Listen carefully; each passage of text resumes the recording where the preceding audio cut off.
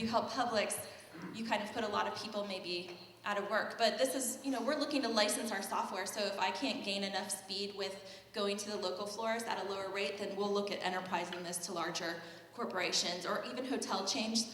The Waldorf Astoria in Boca Raton has reached out to me because they have an in-house florist and they have no management system. So the hotel chains that offer that service is definitely an avenue that we've been considering as well.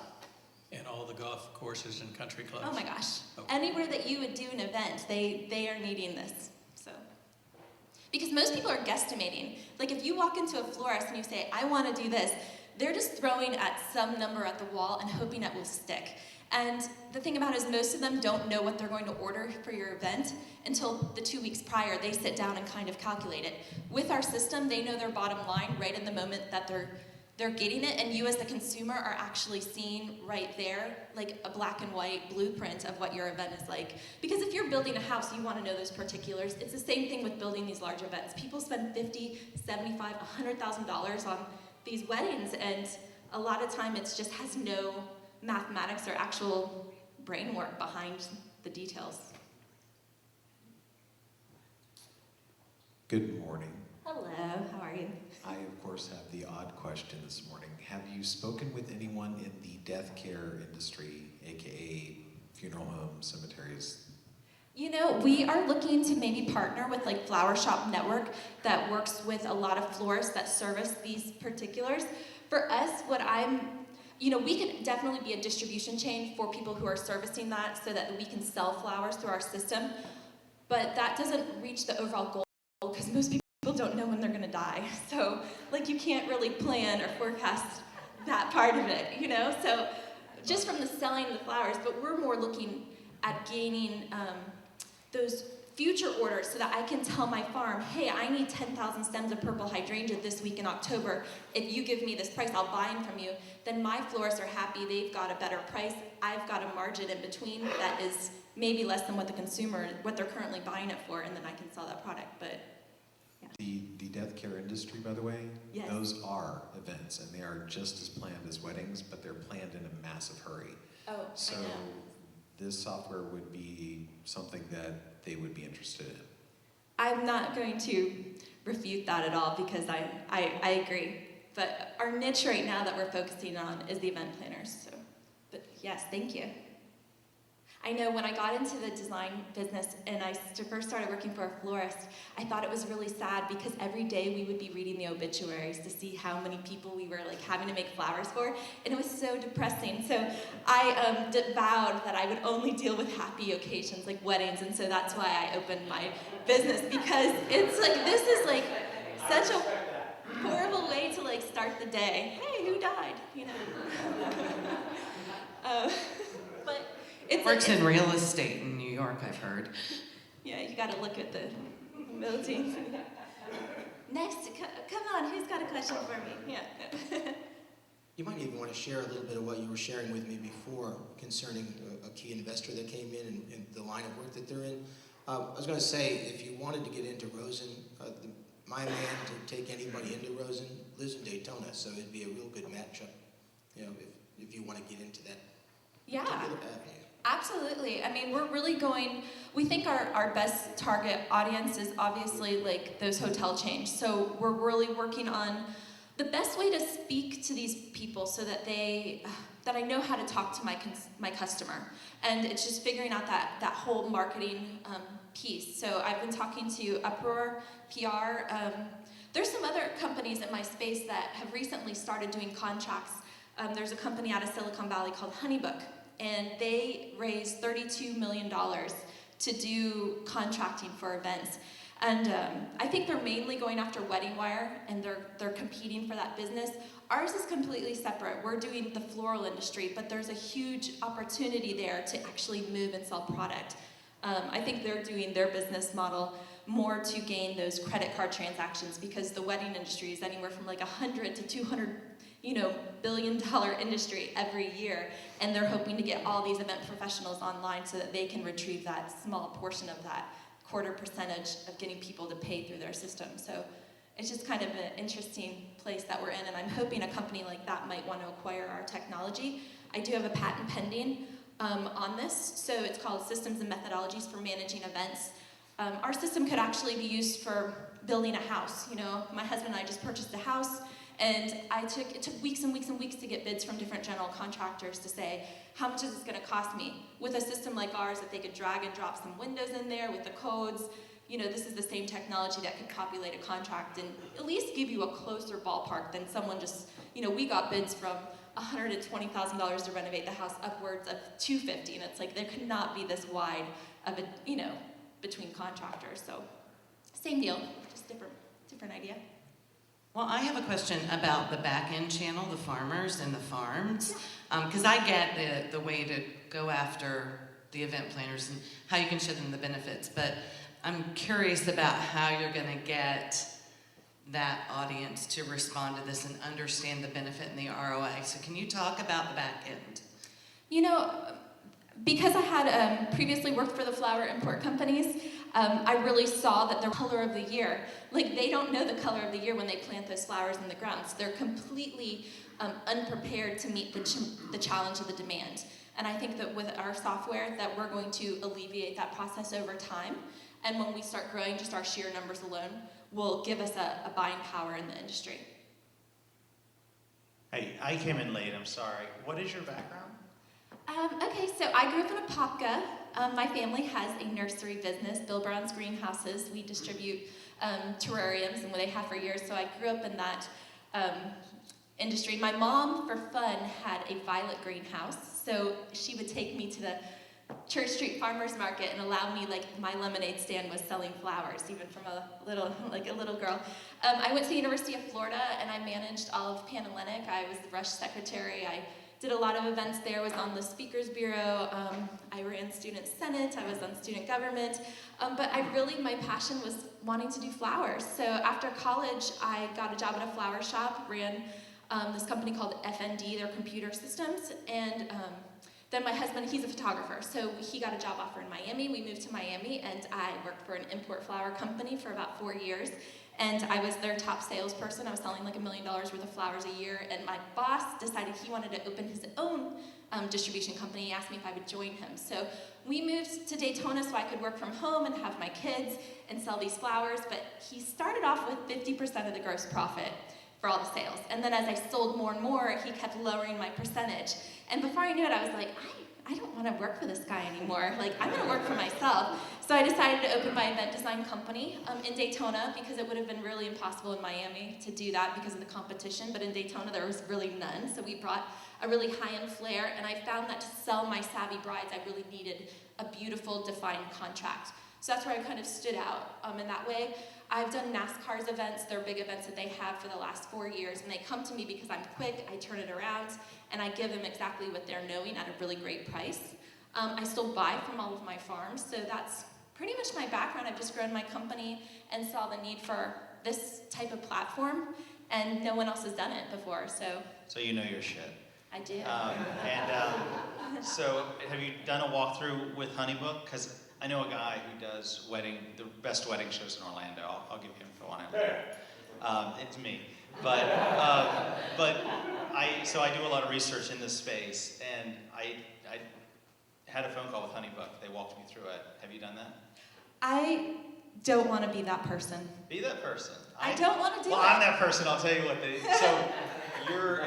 What's your price point? Because their price point sucks. You'll kill them as long as you beat their price. You know what their price point is what they're doing now is they're offering a $500 lifetime membership.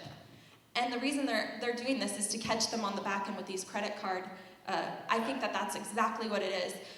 We started at all of my highway for free. Yeah. If I could sell them product through the site, because that's where we make our largest margins. And then again with the credit card processing, if I can automate that system and take a percentage, that's an extra stream of revenue that would be really beneficial to anybody that jumped on board. So you're doing great. Thank you. On the credit card, there's a pretty cool company locally called Fat Merchant. Yes, I know them. Yeah, you so need to hook up with them. You know, yeah, she's great. I really, really love, I'm actually doing coffee with her next week, so we've been talking, but It's just interesting. I've met so many wonderful people. I'm part of the UCF Business Incubator, and I can't say enough good things about the incubator. It's really opened and exposed me to a lot of really great opportunities. I've been meeting with different investment firms. I have had one round of investment. I raised $80,000 for 8% of my company. The investor that invested the most was a company called Dade Service Corporation, and they manufacture cold storage units. They've patented how to ripen a banana. So anybody in the country that sells bananas has to install their cold storage units. And like you know, flowers also require cold storage units. So I feel like it's a really good partnership there. They really see where I'm going, but I just need a larger reach, and I need people with more business experience than I've had to kind of hold my hand through the process and deal with some really interesting term sheets that I've not been, like, I'm not schooled in that. I didn't get my MBA, you know, so, yeah. Speaking of term sheets, in the contract process, can an existing floral company that has their own T's and C's and their own legal agreements, do they incorporate that into your software, or do you provide that as part of the service? We provide a bit, but they can totally add and customize their own. So everything is customizable. One of the biggest issues that I'm experiencing right now is tax law from state to state and how these different companies have to charge sales tax. Sometimes in state of Florida, it's only taxed on your products, not on your service. Some states, it's both. And there's really ways that we've worked into our system so that we're breaking that down for them in a very efficient, money-saving, cost-saving way for them. But then it's not the same state to state. So that is like very burdensome, and it's a lot of heavy lifting as far as the programming. Right over here. Hi. Good morning. Thank you. Just to give you some, again, the team here and a lot of people here will have a lot of advice and great resources for you, but one of them is called Techstars. And Techstars has published all their term sheets and all their legal documents available for free online, along with education on how to read them and what it means. So that's a great way to at least educate yourself, so that way when you do get the term sheets and you talk to investors, your vocabulary is a little bit broader. Yeah, thank you. I'll look into that. I know I paid a fortune for my first subscription and user agreements. I'm like, oh my gosh, the next round's going to kill me if I have to change it. Right here. Yeah. Hey, good morning. Hi. Hi. So I just want to give you some kind of recommendation on software end. Just from my experience, if you get that tax code that you were just discussing, and if you get it down to the T, if you put somebody on your team just in charge of that, you're going to integrate into states or other countries a lot more easily. It's really going to go far, and it'll give you that global expansion or national recognition that you are looking for. Yeah, I mean, we've picked up it seems like almost every state. You know, I have people in Chicago.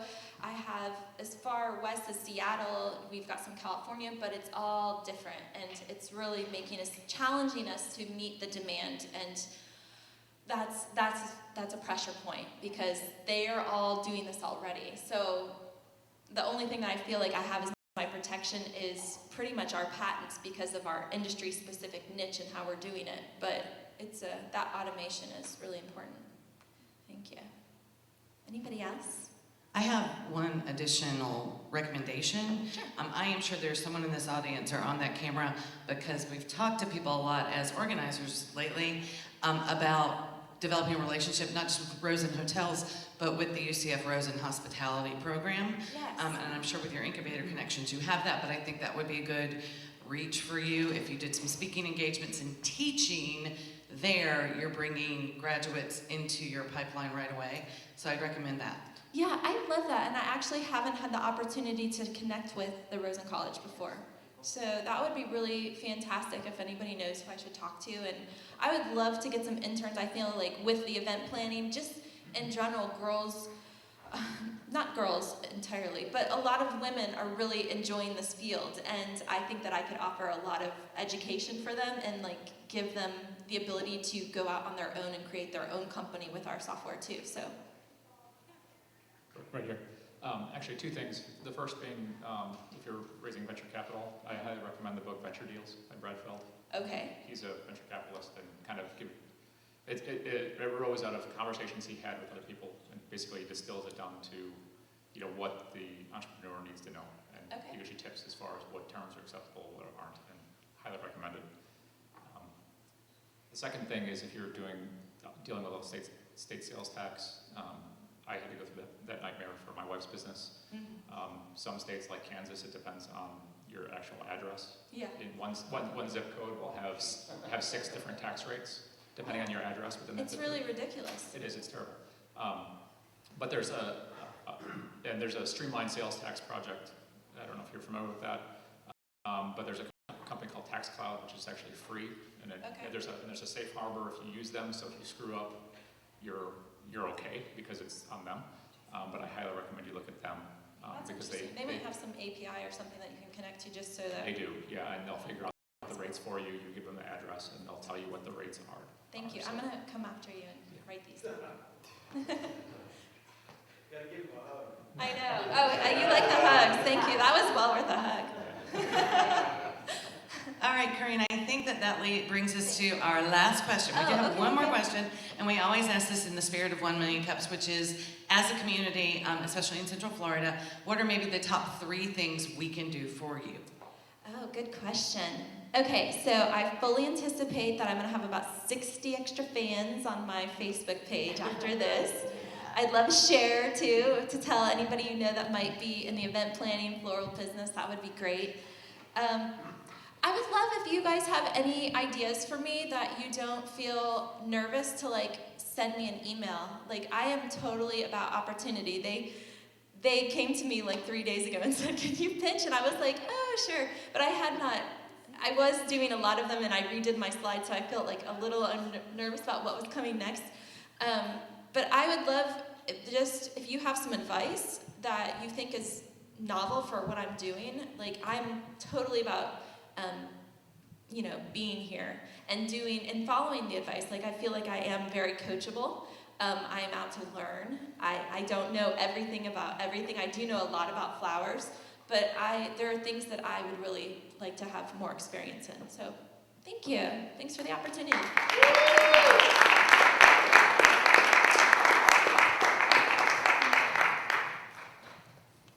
All right, well, that was exciting, and lots of questions were generated, so we know that's always a good thing. And it leads us to a really good, amazing thing that's happening at the Kauffman Foundation, and we have about 2 to 3 weeks left to get anyone in. So, Corinne, as you know probably, you are eligible to potentially win a $10,000 prize from the Kauffman Foundation, and that is by going through, Stephanie, what's the official name?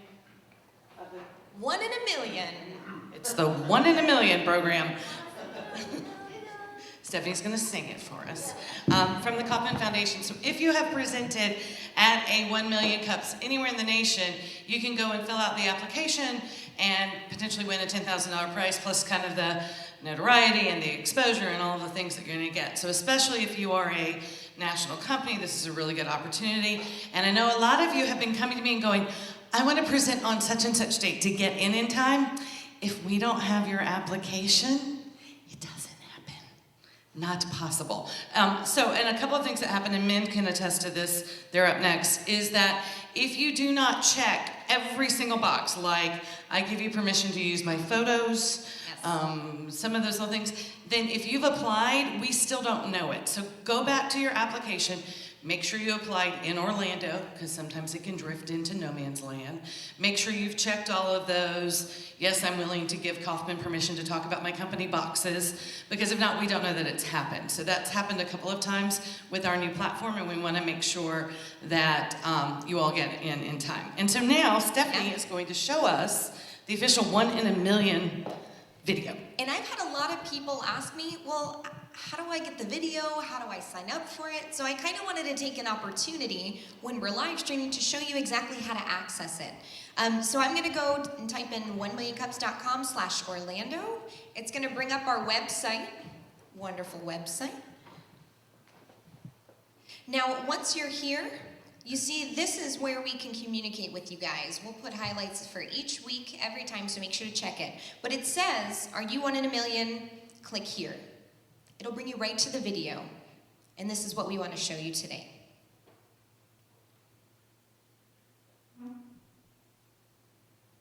After I unmute it. Excuse me.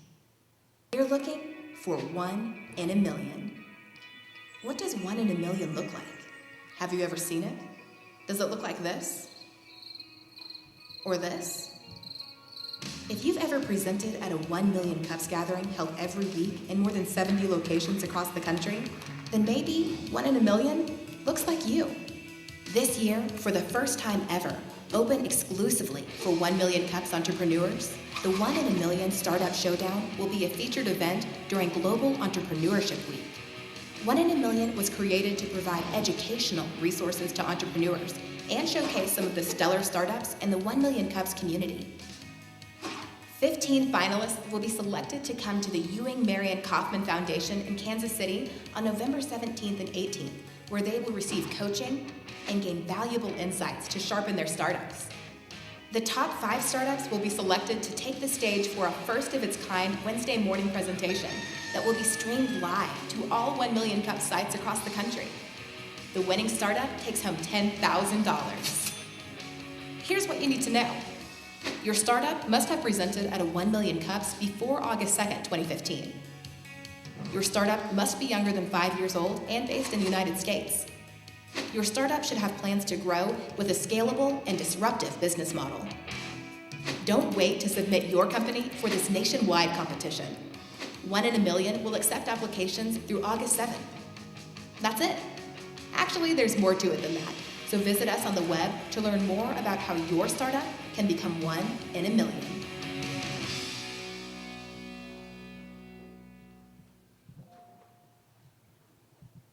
All right, so exciting stuff, right? Who wants to be 1 in a million? Who already thinks they are? Oh, every hand, come on. All right, so for our next group mint, we're very excited to have them. They're going to need a little changeover, so we're going to take an unusual 1.5 minute break, so grab another cup of that yummy, yummy Barney's coffee. Yeah, look at everybody run for the coffee. So, and we'll see you back in about 1.5 minutes.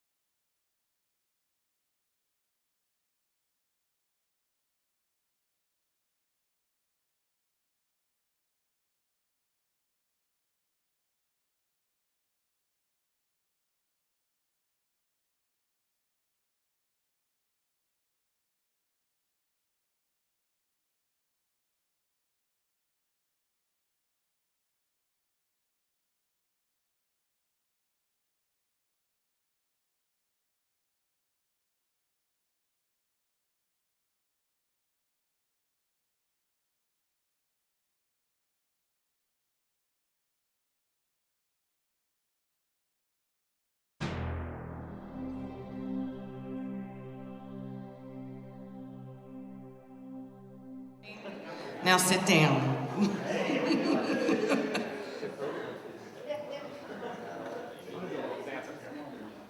David's tap dancing now. Oh, the things he will do for a hug. Okay, ladies and gentlemen, without further ado, welcome Mend. Thanks, everybody.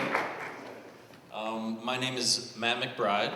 I am the founder and CEO of Mend Family.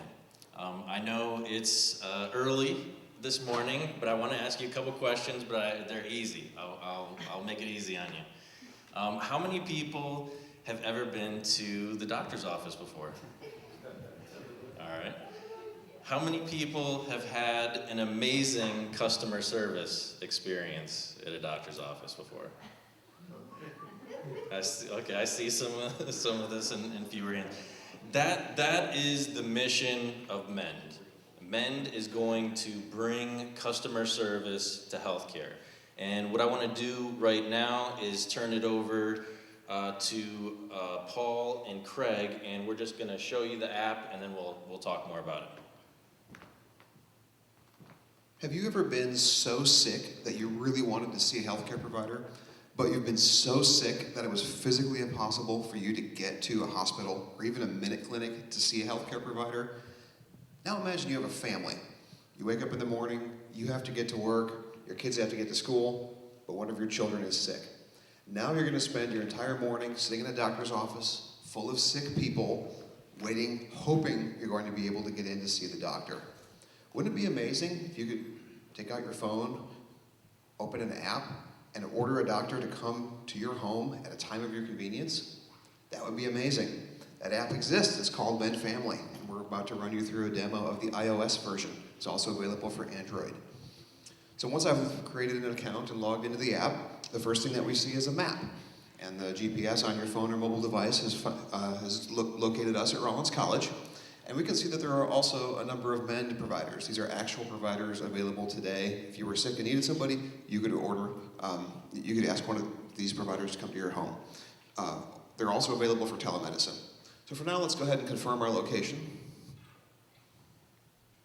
And this confirms that not only are we at Rollins College, it's an actual street address. So we'll go ahead and confirm that for now. And we see a list of providers that are available.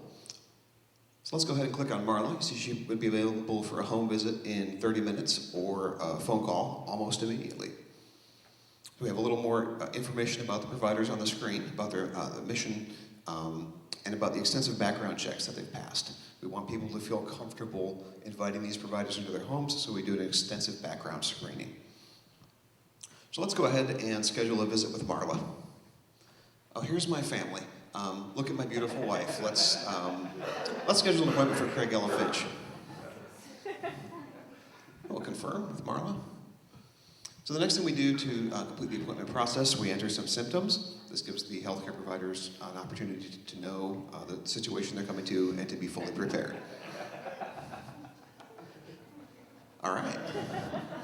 Special instructions. For example, we are on Rollins College campus, but it doesn't help you very much to have a street address. So specifically, we are in the Bush Auditorium. So here you can enter any information that you would need for that provider to come directly to you. We select a payment option. We'll go ahead and select this test Visa card we've already created. Mend accepts insurance. In this case, we have a fictional plan called Florida Pink for my wife, so we'll go ahead and select that. You have the opportunity to add secondary and tertiary insurances, but we're not going to do that today. And finally, our legal disclaimer and HIPAA mandated disclosures. So we'll go ahead and accept that. A complete record is saved. So on the final screen, we have a real-time map view showing our location and showing the location of the providers. In this case, we've warned Marla in advance that this is a test. She's not actually on her way here. But if we had not warned her, she actually would be on her way here expecting to see a sick person. So the map is updated in real time. This is not like a cable company where you have a 4-hour window. You know that this appointment is starting in 28 minutes. So as you would see Marla advancing on the map, and you will also see that the progress bar around the map, the dark blue bar, will fill in as the time of the visit nears.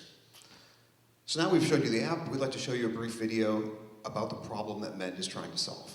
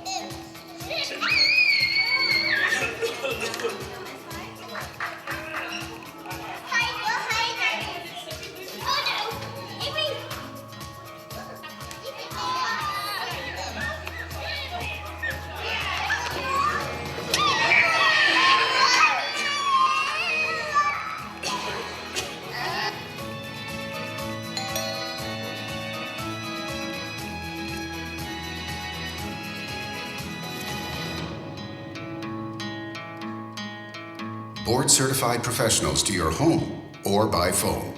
Anywhere. It's Mend.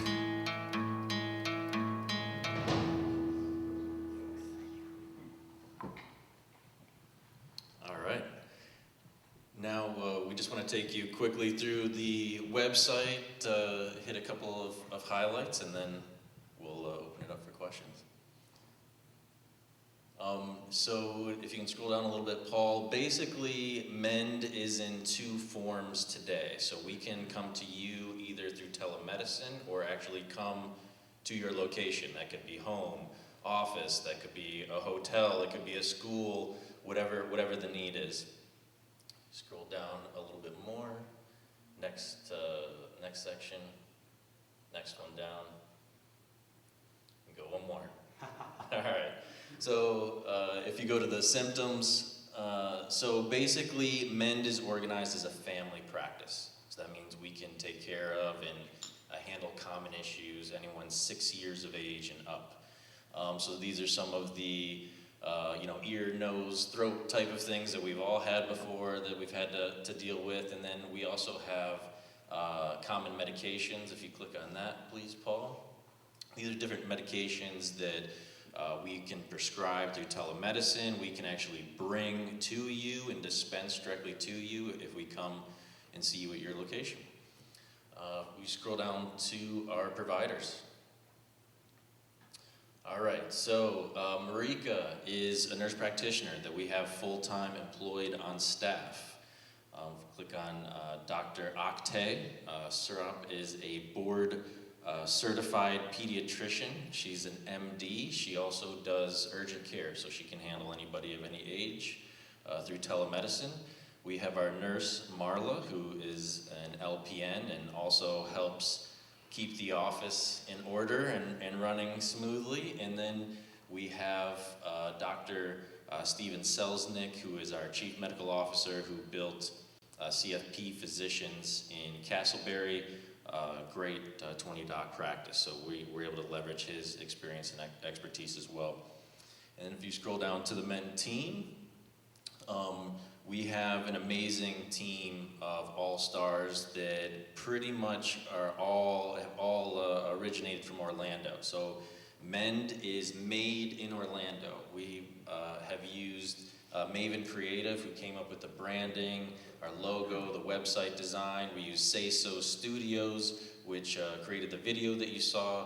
We use Rootwork for infrastructure and CTO for hire capabilities. And then we have other folks on the team, engineers, that are amazing, that have kind of built this platform in a record amount of time. So we are live, we are seeing patients today. We're currently going to people's homes and we're doing visits over the phone, and we want to continue to kind of build this brand out and expand Men Family.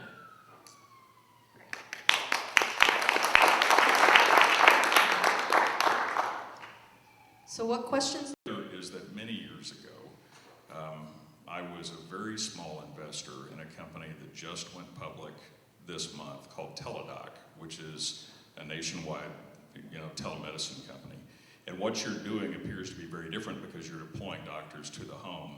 But I'm interested in knowing how you fit within the universe of existing telemedicine companies, especially now that they're beginning to get some public exposure through IPOs.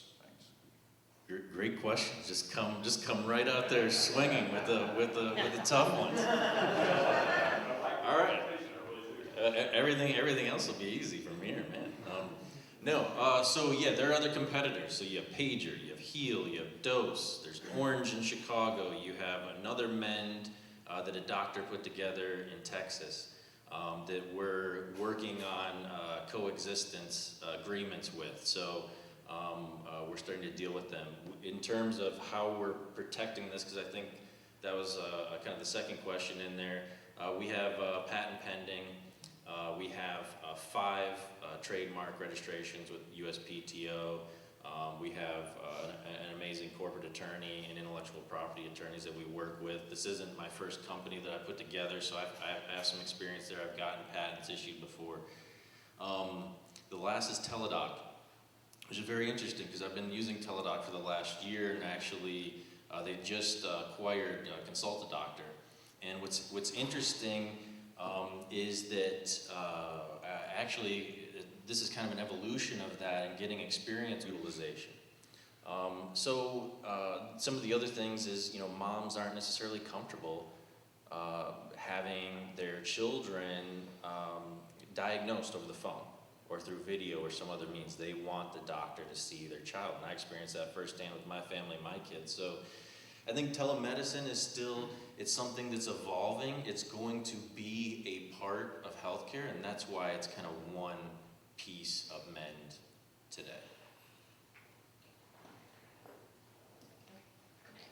Just a minute.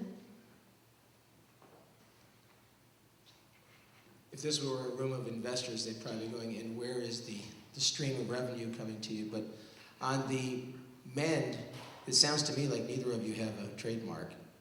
So if neither of you have a trademark, I'd probably go Mend-US, because Mend-Us has an implication that would be implied. My real question, though, is more about the fees for the transport, the doctor going here and there, because time is money. So where is that being factored in? Because I can't see the insurance companies picking up the cost. So I'm just curious, how is that being handled? Yeah, insurance. There are billing codes for home visits, which we leverage. Plus, we charge a small travel fee. So right now, it's introductory fee of $49. That's a convenience fee that insurance does not reimburse. And then based on the complexity of the visit, it's very similar to the complexity of a visit in a doctor's office. Depending on the complexity is how much you can bill for. And so at home, that could be a range of anywhere from $80 to upwards of $250 plus a travel fee. So we have those options available. And then in August, we are opening up a physical location as well. So we will have a location that customers can come to, the patients can come to, and we will leverage this technology to eliminate wait times and create an experience there as well. And so we can accept insurance. We're contracting with the 45 top payers in this geography. So we'll take all the Blue Cross, Blue Shield, United, TRICARE, Cigna, Humana, Medicaid, pretty much anything you can think of, we'll take those insurances. And then if we do need to come to your location, there will be a small convenience fee for that. I have a question over here. I had a two-part question, but you answered one. The first one was about insurance. What are your plans and what do you guys cover and what you don't? But you kind of went over that. My second question is towards your data that you're collecting. Are you going to be utilizing the data that you, I'm assuming as you collect it and you continue, are people going to have a user profile? Are they going to be able to see exactly their history? One, on a consumer end, and then two, as a data center, what are you going to be doing with all your analytics? Yeah, I mean, eventually we want you to be able to put all of your medical history easily into the app and then be able to access certain records as well. You may want to see your labs trending over time or something like that. It's not something that we have today, it is on the roadmap. And then, yeah, we absolutely want to leverage any data that we have. We have a couple of tools right now, like analytics, Hotjar, and some other tools that we're using on the app side to kind of monitor usability. You said you wanted to ask about insurance. One of the things that we did in the beginning is we leveraged usertesting.com. We built a prototype of the app using Envision, and we put that out there in front of some families to get their feedback. And the two things that really surfaced was, do you take insurance? Because people are working for that benefit. So we figured, all right, we have to figure out this insurance piece. And then the next piece was, what are you doing to basically screen the providers that you're sending to my house? And so I think we've addressed both of those issues or are addressing them. As far as the background checks go, I don't think a lot of people know that all doctors go through a very rigorous credentialing process with the payers, with their insurance companies. Insurance companies want to screen and make sure everything is in order, documentation, make sure there's no outstanding issues. And then what we've done is layered on another background check on top of that to make sure we're looking at any auto history, criminal history all across the country. So really what we've done is created, and you can look at all the different points we review on the website, but we basically have a 15-point background check to make sure that all of our providers are high quality and we pay them well so that we can attract the best. We don't want the bottom of the market. We want to attract the best doctors we can under the Men brand. Hi, how are you? So the thing is with the doctors and communities, people go to the same doctors because they've built relations, those human connections. Saying this, how are you going to deal with competition of the family doctor you've had for 15 years compared to somebody who, let's say, oh, I'm sick, use an app? Because it is a very good service, but the thing is, especially mothers, they only want the best for their children. And how have you been looking at that competition? Yeah, sure. I mean, basically, we're leaving it up to the patient. We can be your primary, or we can be your urgent care when you're not able to get into the doctor's office. And if you came to us and said, I'm only going to use you in special circumstances, we'd have no problem with that. And we'd say, okay, well, then we want to share the information and that we have in our medical records for you with whoever your primary doctor is.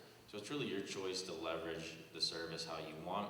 And if you want to have your MEND doctor, you can certainly have people that you select every time, and you'll be able to make that decision based on availability, because you can see, okay, the person that I really like, they're available at these times, but maybe you have to wait a little bit and there's somebody sooner and it's minor, I just have a scratch in my throat, and you can decide to opt for somebody else. So you can kind of keep going to the same MEND provider over and over again if you want, or you have some flexibility to work with other doctors in the system as well.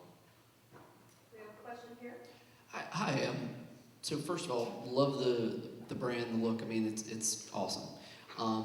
My question though, from a marketing perspective, is are these doctors exclusive to you, or is this an additional sort of revenue stream for them, and they have their own current practices that they kind of work through? And two, so how are you acquiring those doctors? And two, how are you acquiring patients, and how are you promoting this publicly? Because I haven't seen it, and I'm a pretty avid iOS user, so I haven't seen anything around this, and it looks pretty cool. The first question, attracting doctors. We're hiring them and contracting with them. So it's a combination of employed versus contract. American Well, which is another telemedicine company that I'm sure you're familiar with, that's a similar model that they have as well. They employ certain people, and then they have others that they work with on a contract basis. So we have that. You mentioned the branding and everything. That's Maven Creative. I'll give them another plug. They're here in Orlando, a great company to work for. As far as how we're attracting patients, events like these, we have ads running in the Sentinel, Valpak, Winter Park Press. We've been on Fox 35. We've been on Channel 6. We've been in the Sentinel did a story on us. Orlando Tech did a story on us. So we have PR. We're also leveraging Google AdWords, Facebook campaigns to put the video out there. We've got mailers going out to certain homes. So we put together kind of a comprehensive marketing strategy. But what it really boils down to is, are we going to get that word of mouth? And so we're really intense about collecting that Net Promoter Score and following up with these first patients that we're seeing. And are you going to, is this a service that you would recommend? And so far, the feedback has been amazing. We had one mom, she said she spent about 45 minutes just talking to her about Mend and the feedback and the experience that she had. So I just talked to another patient last night through text message, and I was following up there. She said, I've already told a bunch of people about this. So really, that's ultimately, we're trying to build enough momentum through PR and digital and print to kind of create that word of mouth. I'm right here. How are you determining appointment length? Because as you can probably imagine, a 15-minute appointment for what seems like a flu could turn into a half hour or 45 minutes if something more serious is not covered. So, which is going to throw off all your scheduling. So, how are you guys addressing that? Yeah, there are definitely going to be situations. You could have a patient at their home or arrive at a location, and this happens today, and all of a sudden it turns into an emergency, a life-threatening situation, which becomes the priority. So what we have is the ability to communicate with our patients through the app. And if there's a delay, we can push out a delay. If you come to the Mend clinic and your appointment's at 1:30, but for some reason we're running 17 minutes behind, we're gonna tell you, we're running 17 minutes behind. Come at 1:47, so you don't have to wait. So basically, we're building the algorithms and the systems to try and predict down to the minute of when we're gonna be available so that you get your time back. So if, at least if you know I'm gonna be 20 minutes late, okay, well, I'll make that phone call I was gonna make. I'll go make a cup of coffee, I'll do whatever it is. So those delays are inevitable, and what we're building is a communication platform so you at least know, and we can kind of over-communicate with you. Okay, and our last question. Okay, quick question. The question that I have is, Mend's business strategy just going to stay local, or do you have plans for national expansion and as well as global expansion? That's my question, and if so, how long do you think it'll take you guys to get there? Yes, yes, yes, and 7 years.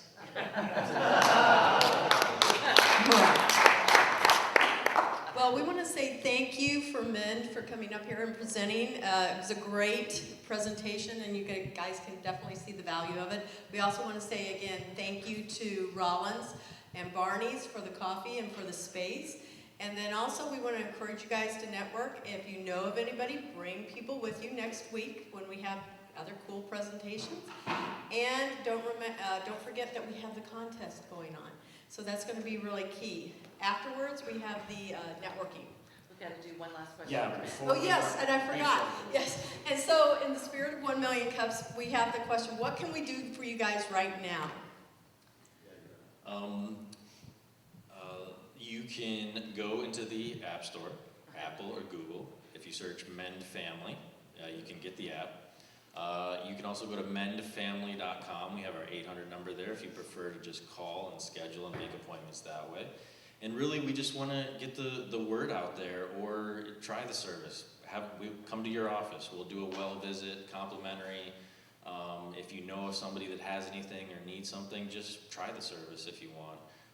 But really, those are the main things that I think we could use help with right now. Well, that's great. Thank you so much. We appreciate you guys, and Detailed Flowers. Thank you so much. See you guys next